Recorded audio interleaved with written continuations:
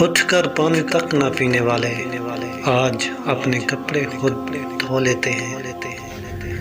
وہ جو کل تک گھر کے لاڈلے تھے آج اکیلے میں رو لیتے ہیں۔ صرف بیٹیاں ہی نہیں بیٹے بھی پرائے ہوتے ہیں۔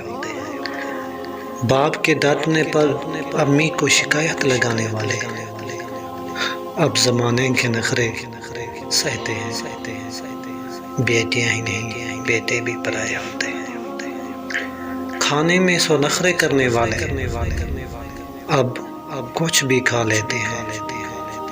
امی کے بازو پر سر رکھ کر سونے والے اب بغیر بستر کے ہی سو لیتے ہیں۔